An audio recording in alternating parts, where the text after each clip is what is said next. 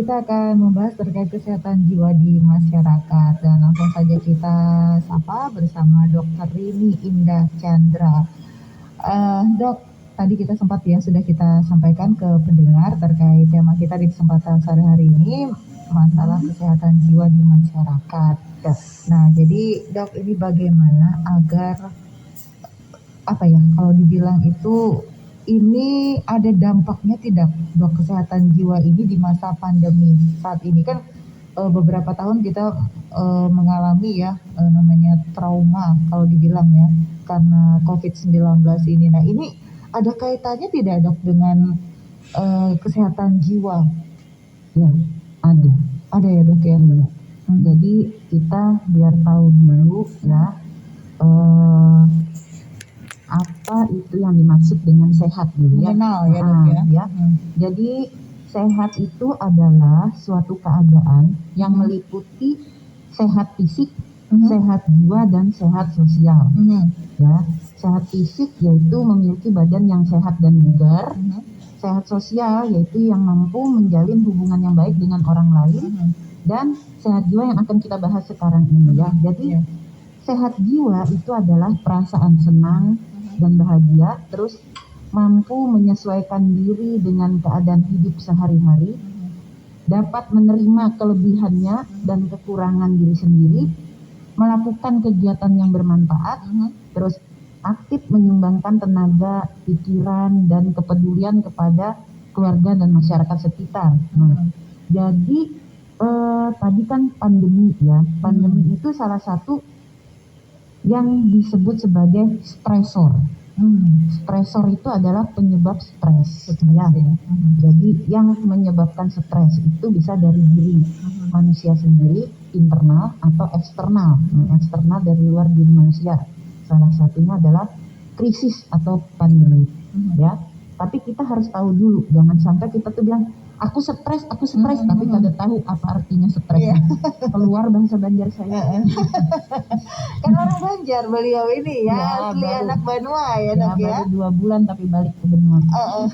Ya, jadi stres itu adalah reaksi seseorang baik secara fisik maupun secara psikis apabila ada perubahan dari lingkungan yang mengharuskan orang itu menyesuaikan diri. Ya, contohnya ya kan pandemi kan orang harus menyesuaikan diri dengan kondisi hidup yang baru ya, kemana-mana bermasker dulu awal-awal PSBB ya kan, jaga jarak ya, mau ke tempat keluarga susah gitu ya. PPKM juga ya kan, apalagi sekarang ya, terus ada WFH ya kan, terus habis itu banyak yang dirumahkan ya. Jadi banyak hal yang mengharuskan orang beradaptasi selama pandemi ini ya.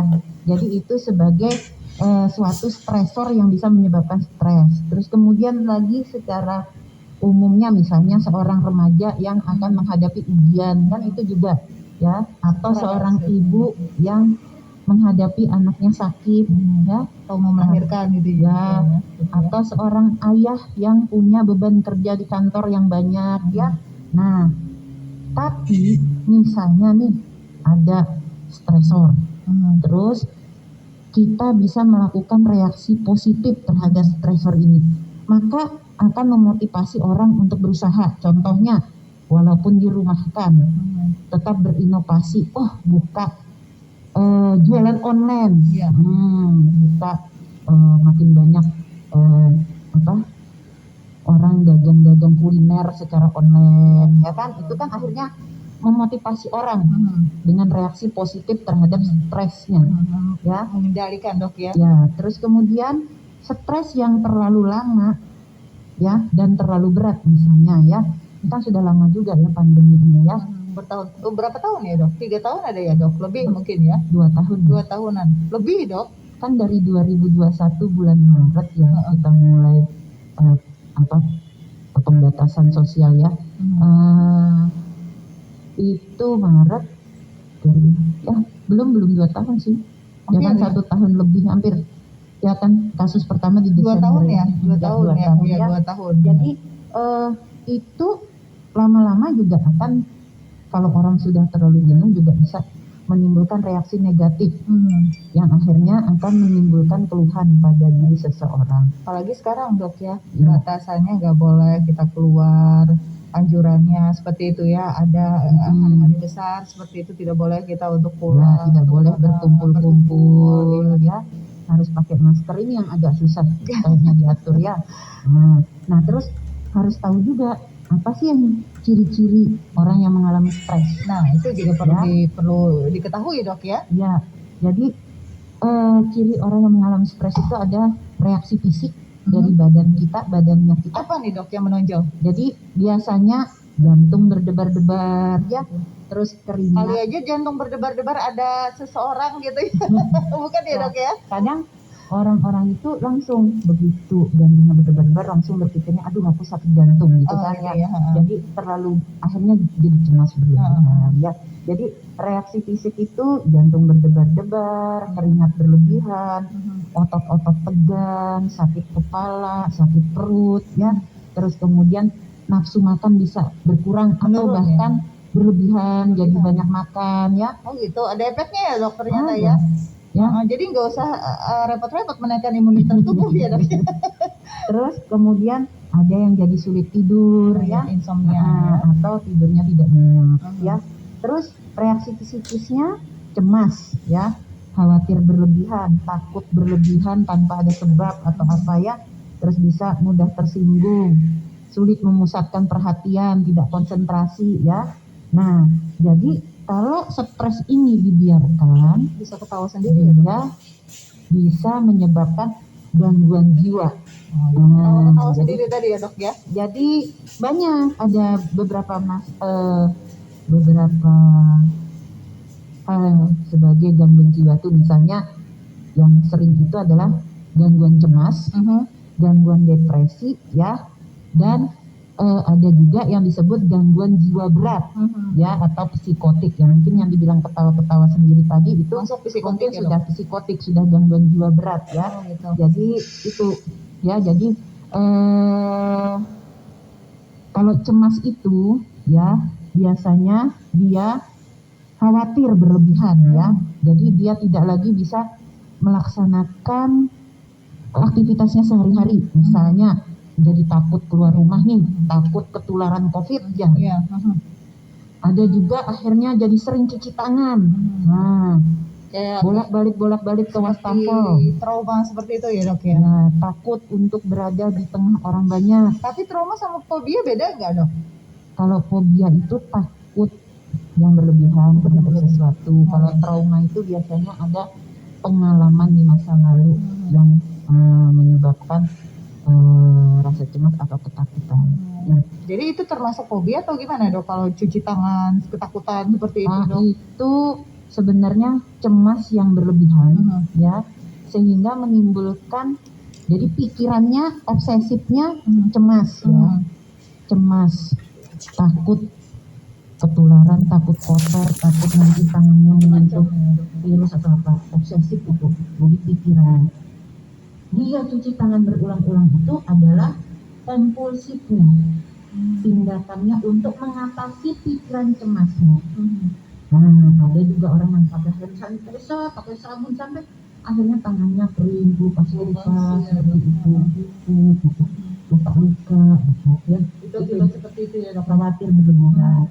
Terus jadi kalau cemas ini hampir mirip sih sama cemas yang stres ya, tapi dia gejalanya ini lebih berat dibanding yang hanya gejala cemas pada stres ya. Kalau dibilang berat, karena dia sudah mengganggu aktivitas sehari-harinya, jadi sudah tidak bisa lagi fleksibel terhadap diri, terhadap lingkungan dan pekerjaan sehari-hari. Kalau sudah seperti itu dok, untuk mengendalikan tadi ada susah apa gampang dok untuk mengendalikan seperti itu? Sebenarnya malah susah-susah gampang ya, karena kadang-kadang orang yang sudah terlanjur cemas yang berlebihan itu dia pikirannya tuh negatif terus ya. Jadi untuk menggiring ke hal yang positif agak berat, tapi lambat laun kalau memang dia punya pengalaman pasti bisa ya. Tapi yang pertama kali harus dilakukan adalah yang pertama ya, jaga kesehatan ya yang baik ya, olahraga fisik yang teratur ya, terus tidur cukup, makan makanan yang bergizi seimbang ya, perilaku hidup yang sehat, terus kemudian melakukan kegiatan disesuaikan dengan minat dan kemampuan. Nah, terus kemudian berpikir positif ya, kemudian lagi tenangkan pikiran, atau bisa juga mengembangkan hobi. Misalnya mengisi waktu kan, misalnya di rumah kita apa-apa, kembangkan hobinya, nanam bunga boleh, pelihara hewan boleh, terus kemudian olahraga juga boleh ya, sepeda kah, atau olahraga jalan kaki atau jogging-jogging kecil kah di sekitaran rumah ya, atau misalnya mancing juga bisa ya, Itu menjaga ya dok ya. ya. Terus bisa juga dengan misalnya sudah punya masalah yang dipendam, itu curhat Dong ya. ya kepada orang yang dipercaya ya, Yang mungkin lebih boleh dewasa dengan ya dok ya. boleh dengan pasangan, boleh dengan orang tua, boleh dengan teman atau pacar ya. Gak masalah ya dok ya. Ya, yang penting curhat, jangan dipendam sendiri dalam hati. Terus kemudian yang utama sih meningkatkan ibadah sesuai agama dan kepercayaan masing-masing. Tapi curhatnya boleh dok kepada yang maha kuasa dok. Iya, tapi lebih baik itu kan, itu tadi kan meningkatkan ibadah kan, ya, tapi juga tetap harus mencari teman curhat lah, biar istilahnya mungkin bisa sharing, bisa dikasih nasihat atau apa ya. Tapi dok kalau misalkan orang memang masing-masing punya masalah ya dok ya, ada yang mengeluarkan unek-uneknya itu dengan marah gitu dok. Kalau kalau tidak dikeluarkan marah-marahnya seperti itu dok. Ini kayaknya mengganjal seperti itu. Ya, jadi ada namanya mekanisme defensif pertahanan ego manusia terhadap stres ya. Jadi ada banyak. Itu salah satu cara pertahanan terhadap stres yang negatif kalau orang-orang itu. Ya, Kalau tidak dikeluarkan seperti itu dok, kalau tidak dikeluarkan kayaknya tidak apa ya, tidak nyaman seperti itu katanya. Ya, jadi ada orang yang denial, misalnya dia tahu punya masalah atau punya penyakit atau apa ya, dia denial, tidak mengakui tentang sakitnya sehingga dia tuh marah. Nah, itu. Ada juga orang yang marah-marah melempar barang, karena apa, barangnya nggak bisa ngelawan. Jadi dia displacement ke benda lain, misalnya marahnya nih sama atasan ya, HP dibanting. nah jadi HP-nya dibanting, Ternyata kalau sudah sadar, dibanting. kalau sudah Terus sadar kalau kan nyesel. Ya seperti itu. atau bisa juga marahnya sama yang lebih superior atasan, atau ini teman tapi dia nggak bisa melawan, dia marah-marahnya di rumah sama istri sama anak. Nah itu Orang lain akhirnya dok ya, jadi itu salah satu mekanisme pertahanan diri terhadap stres yang negatif ya. Yang positif tadi ya itu tadi saya bilang ya, relaksasi ya, terus menjalankan hobi, jadi mengalihkan kepada aktivitas lain yang lebih positif ya, melibatkan diri terhadap kegiatan sosial atau gimana ya, tetap terhubung dengan orang lain ya, terus kemudian dan yang utama adalah fokus pada tujuan ya, jadi tidak boleh putus asa ya. Misalkan dok, kalau misalkan sudah orang ini dikatakan kesehatan jiwanya sudah terganggu dok, nah untuk pengobatannya, aksibilitasnya, pengobatan kesehatan mental itu apakah setara dengan pengobatan kesehatan lainnya dok? Jadi kalau Anda misalnya sudah merasa mengalami tidak bisa menyesuaikan diri atau terganggu aktivitasnya, harus cari pertolongan ya.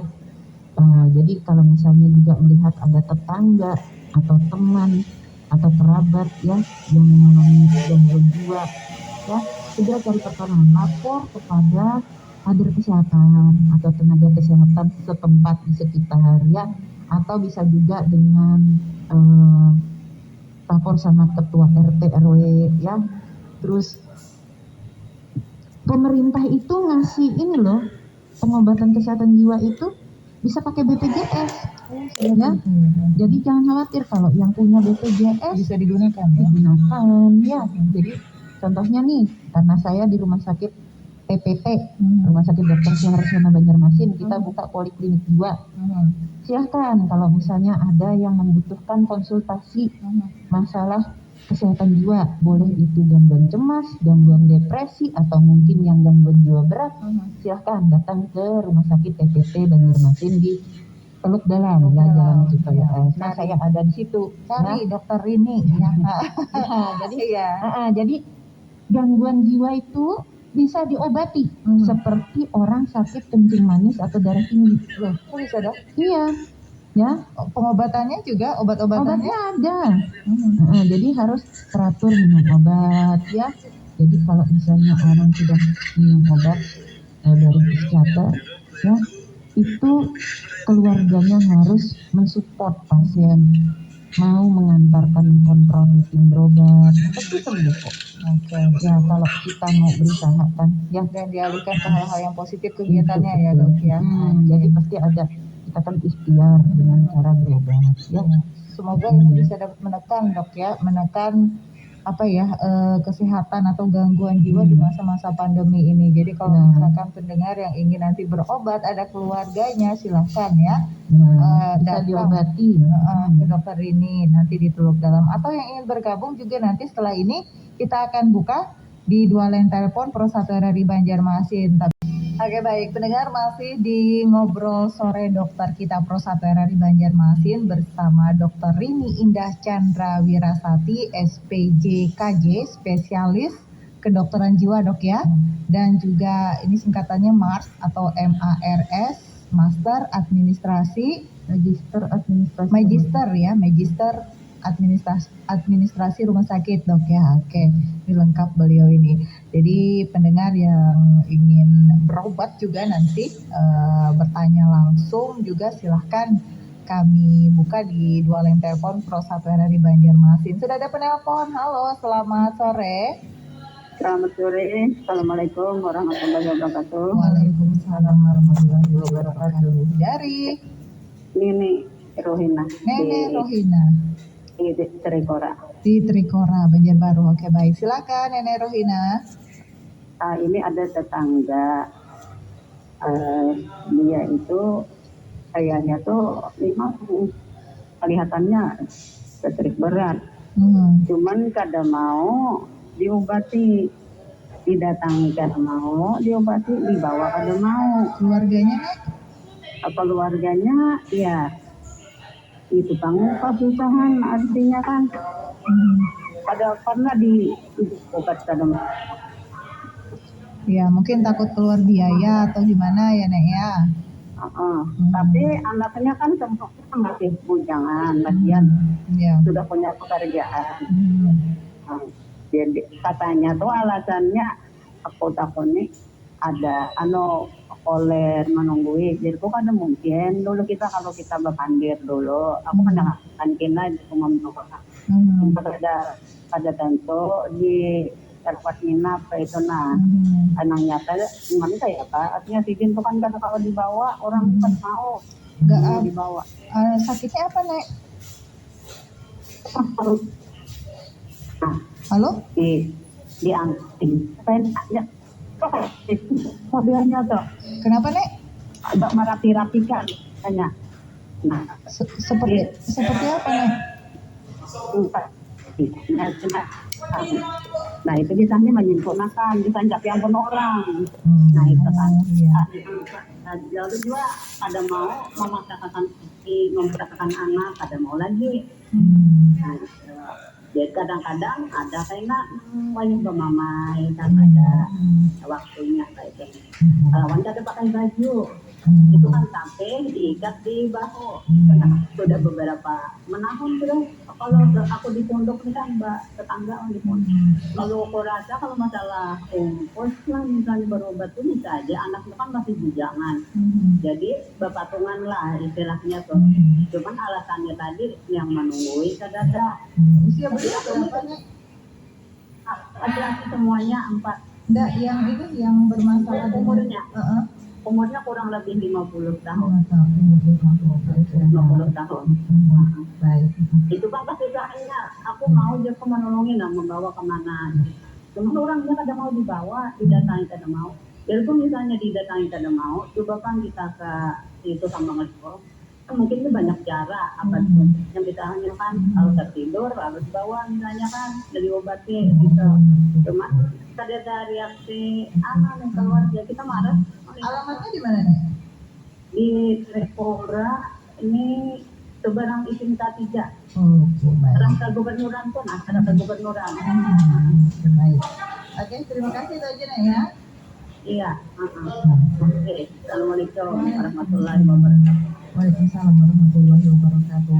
Yang ingin bergabung juga masih kita buka ya, pendengar di dua line telepon 0811511410 atau 051132515562. Silakan dokter ini untuk menanggapi. Ya, jadi ini ya Bu ya, punya BPJS atau enggak?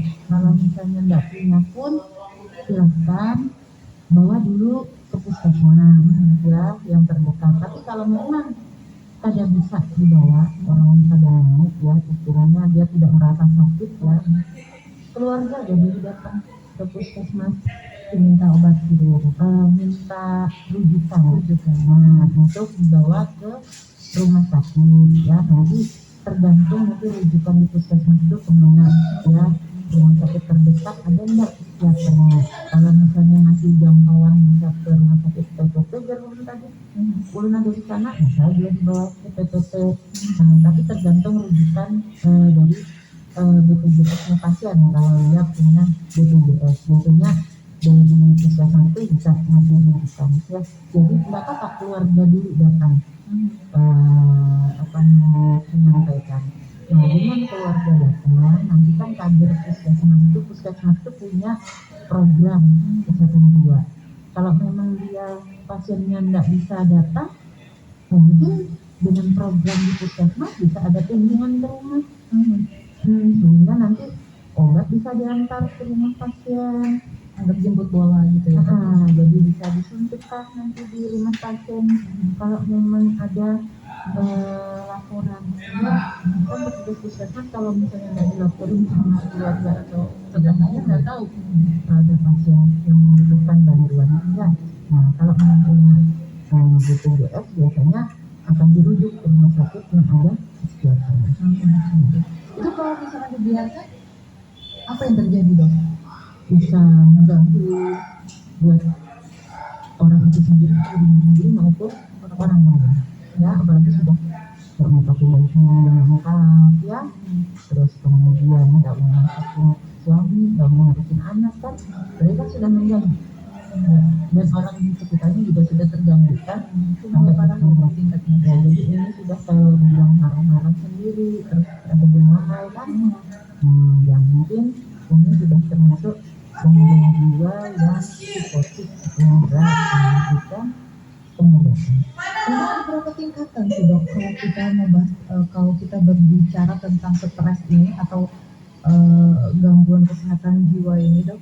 Ya tadi kan kalau stres itu kan masih ringan, ada stresor, terus tidak bisa mengatasi stres ya. Tapi kalau dia stresornya itu berat dan lama, akhirnya bisa menjadi gangguan jiwa ya. Jadi gangguan jiwa itu macam-macam ya, tapi yang memang yang paling sering di masyarakat itu adalah gangguan cemas, gangguan depresi, dan gangguan jiwa psikotik ya. Tapi masih banyak lain-lainnya ya. Jadi gangguan jiwa itu kan penyebabnya banyak, bio, psiko, sosio, kultural, spiritual, dan kemudian juga jadi kalau biologi itu keturunan kah, atau ada kerusakan pada sel-sel otak misalnya, pernah kecelakaan lalu lintas kah, atau penyalahgunaan narkoba, atau mungkin ada penyakit pada otak. Nah, sehingga namanya nanti gangguan jiwa organik ya. Nah, terus bisa juga ada faktor degeneratif ya, atau orang yang usia sudah lanjut ya, itu juga karena proses degeneratif, jadinya ada gangguan emosi, ada gangguan perilaku, perilaku dan ada gangguan kognitif atau proses pikir ya. Jadi kemudian kalau yang gangguan jiwa berat itu yang sampai ke psikotik itu ya yang orang bilang, ada yang bilang itu schizophrenia, siso itu artinya sisor, bahasa Inggrisnya gunting, frenia jiwa, jadi jiwa yang tergunting-gunting. Tapi ada orang bilang ini tuh gangguan jiwa, nanti kok bisa tahu lawan duit ya, gitu. Jadi ya biasanya kesadarannya jernih, maksudnya jernih bisa sadar tahu duitnya, tapi jiwanya yang tergunting-gunting ya. Jadi kemauannya jadi menurun, kadang mau mandi, kadang mau beraktivitas, menarik diri dari lingkungan sosial ya. Terus kemudian proses pikirnya kacau, ada waham seperti curiga sama orang, seolah-olah TV atau radio memanggil akan dia, atau ada orang lagi berkumpul-kumpul memanggil akan dia, jadi ada waham curiga, atau waham kebesaran, seolah-olah dia Tuhan, seolah-olah dia orang pintar, seolah-olah orang yang terkemuka seperti itu. Terus ada juga namanya gangguan persepsi, halusinasi. Ya, jadi orang lain tidak mendapatkan persepsi itu, dia mendapatkan persepsi itu. Jadi dia bisa mendengar suara-suara orang bicara, bisik-bisikan di telinganya, atau suara-suara yang hanya dia yang bisa mendengar, orang lain tidak bisa mendengar. Ya, atau melihat bayangan-bayangan yang orang lain tidak bisa lihat. Jadi seolah-olah seperti kayak kepanggil seorang unik-unik. Seperti itu. Tadi dokter ini juga menyampaikan itu cara mengetahui bagaimana kita cara mengetahui ya kesehatan jiwa kita, dok ya.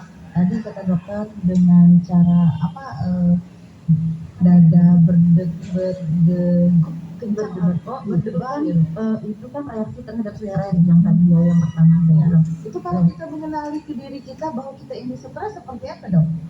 Nah, mungkin bisa jadi stres itu kan stres itu bisa macam-macam, bisa saya bilang tadi disebabkan oleh stresor, stresor internal dari dalam diri kita, mungkin karena kepribadian kita yang istilahnya gampang apa ya, memikirkan sesuatu secara berulang-ulang ya. Terus kemudian yang perfeksionis, yang sehingga begitu tujuan itu tidak sesuai dengan harapan, akhirnya cemas, takut kalau dia menjadi tidak sesuai dengan harapannya, ya kan? Dia maunya tujuan A dan B, akhirnya cemas, bahkan kecewa, ya. Terus kemudian bisa karena eksternal macam-macam ya, lingkungan, faktor budaya, faktor spiritual, faktor iklim, cuaca, dan kimia ya. Putus dengan pasangan termasuk juga, dok? Iya, betul, bisa juga. Padahal kata orang tua Bahari bilang 1 tumbuh 1000 katanya gitu, dok. Kalau sebelum janur kuning melengkung masih bisa cari yang lain katanya gitu, dok. Tapi ini masalah remaja banyak yang stres duluan nih, dok. Ya mungkin karena dia terlalu memikirkan ya, dok ya. Terlalu dalam, terus kemudian mungkin ada masalah-masalah lain juga yang sebagai pencetusnya ya. Terus kemudian orang yang mengalami rintangan, dia misalnya mau mengalami sesuatu, ada rintangan di depan, pasti stres, atau ada tekanan dari atas, atau tadi saya bilang ada krisis ya. Jadi orang itu menghadapi stres itu ada yang langsung fighter ya, terus ya, ada stres langsung mau kalah mau menang urusan belakangan ya. Kalau menang senang, kalaupun dia menang pasti akan ada orang yang kalah. Tapi terus kemudian ada juga orang yang melarikan diri. Nah itu kan orang yang melarikan diri ini yang kemudian akan mengalami gangguan di kemudian hari kalau itu terus-terusan berlangsung lama, stresornya dan semakin berat ya. Tapi yang paling bagus adalah orang yang staying atau diam di tempat, berkoordinasi, berkolaborasi, mencari win-win solution terhadap masalah yang ada. Termasuk bersosialisasi, dok. Iya, ya, jadi seperti tadi curhat atau apa itu ya. Jadi itu ya, jadi kalau misalnya kita bisa melakukan itu semua, yang mencari ilmu solution terhadap masalah atau stresor yang kita hadapi, biasanya kita tidak sampai ya berdebar-debar kalau ada masalah langsung ya, ketakutan tanpa alasan ya, karena terlalu ekspektasi terlalu tinggi, jadi mengantisipasi terlalu berlebihan apa yang diharapkan, sehingga akhirnya cemas, berdebar-debar, keringat dingin, takut, tegang, otot-ototnya sakit kepala ya, apalagi kalau tujuan itu memang tidak tercapai, akhirnya benar-benar stres ya. Keluhan muncul somatisasi, secara somatisasi dia merespon stresnya itu, sehingga mungkin dia sakit di fisiknya, dia dapat perhatian atau apa yang mungkin bisa menggantikan harga dirinya yang sudah jatuh karena akibat datangnya stresor tersebut. Lalu juga bisa ya. Jadi yang depresi itu bisa juga penyebabnya malu ya, terus kemudian istilahnya kecewa, putus asa, itu juga bisa menyebabkan depresi ya. Baik dok, kalau biasanya yang paling banyak ini menyerang kesehatan jiwa termasuk depresi, stres ini di usia-usia berapa ini Pak? Ada yang dari usia muda ya, biasanya kalau di usia muda tuh usia tua juga kan seperti saya bilang tadi, karena faktor degeneratif, sel-sel saraf atau gitu. Jadi penyebabnya dia risiko sosiokultural spiritual ya, biasanya bisa pada usia apa saja, Termasuk usia tua ada, usia senja juga ya, proses degeneratif. Kalau usia senja itu apa nih dok yang paling menonjol? Biasanya kalau sudah di atas usia, jadi usia lansia itu kan kalau bisa di atas usia 60 tahun ya, biasanya mulai ada perubahan emosi, mulai dari suka marah-marah, ngambek, itu juga proses pikiran ya, jadi kemudian kemudian gangguan perilaku, jadi suka pilih mudik jalan atau mungkin jalannya tanpa tujuan atau bulan ya kan, anaknya ribut nyari ya dok ya. Makanya kalau punya lansia di rumah dia kasih tanda pengenal ya, apalagi yang memang sudah mengalami gejala-gejala istilahnya kalau orang-orangnya pikun itu ya, lupa yang kurang dok ya, atau nomor telepon identitas ya, ya, jadi itu termasuk gangguan juga. Jadi apa nih dok solusinya agar kita benar-benar merasa tenang, aman, bebas dalam misalkan kita melakukan sesuatu juga kita rasanya tentram gitu, tidak ada tidak ada tekanan gitu. Ini apa yang harus kita lakukan? Ini bagi para pekerja ini yang sering mendapatkan tekanan atau stres seperti itu dok. Fokus pada tujuan ya, fokus pada tujuan dan berpikir positif. Kalau misalkan dapat tekanan, marah, ini dendamnya ini kayaknya sudah di dalam hati, susah dikeluarkan, ini seperti apa nih? Itu curhat. Saya bilang tadi, ya jangan dipendam sendiri, curhat. Kalau memang punya kerjaan yang banyak nggak bisa dilakukan sendiri, harus tahu. Saya bilang tadi batas kemampuannya, ya. Jadi jangan ngotot untuk ngerjain sendiri tugas-tugas yang memang tidak bisa dikerjakan. Minta bantuan kepada teman rekan ya, atau bilang jujur sama atasan kalau memang tidak bisa melakukan, sehingga biar mungkin ada perhitungan untuk bisa berbagi bersama dengan rekan yang lain untuk mengerjakan, sehingga kita berkoordinasi, kolaborasi, cari solusinya ya, supaya bisa selesai ya. Jadi tidak sampai terpendam ya. Terus kemudian kalau memang sudah jenuh sekali ya, relaksasi, pasrah diri kepada yang kuasa juga, terus bisa dengan refreshing ya dok ya. Tapi di masa pandemi ini refreshingnya ya di lokal aja deh ya dok ya. Gak usah keluar dulu deh ya. Lokal yang memang juga ya, atau lewat jalan rusak di temukan kita. Nah, Iya. juga. Seluas mata memandang dok ya. Tapi jangan tengah. Nah, walaupun pandemi ini saya 2 bulan nyamanya juga masih tengah ya.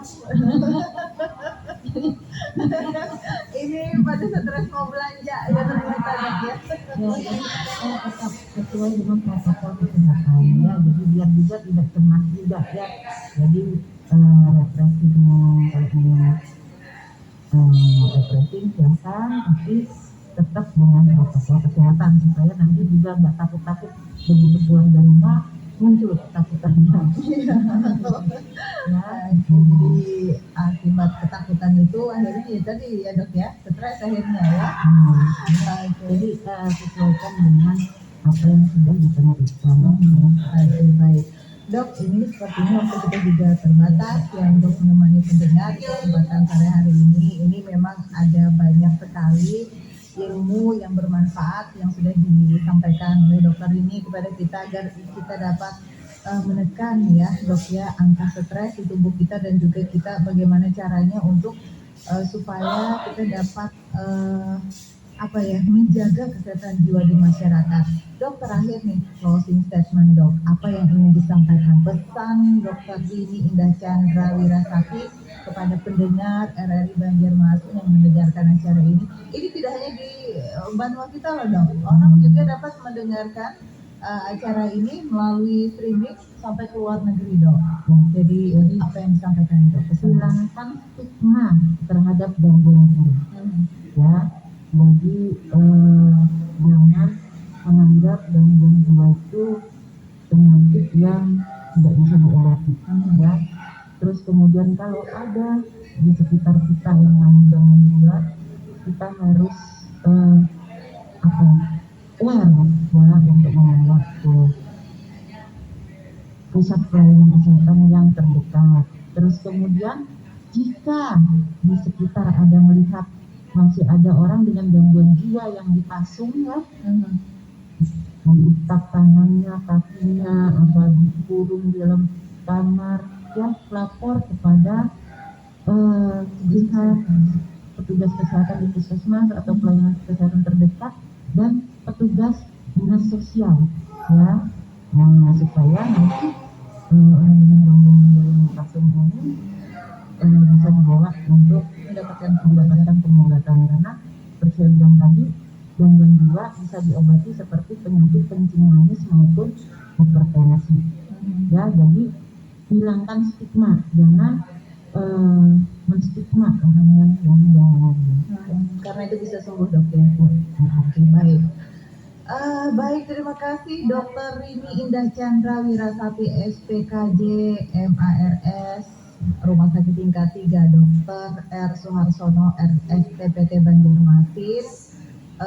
Dok, semoga sukses ya dalam tugasnya dok, dan juga semoga diberikan kesehatan dok ya, insya Allah. Mudah-mudahan kita bisa bersua lagi dok ya dengan senang hati mungkin dengan tema yang berbeda.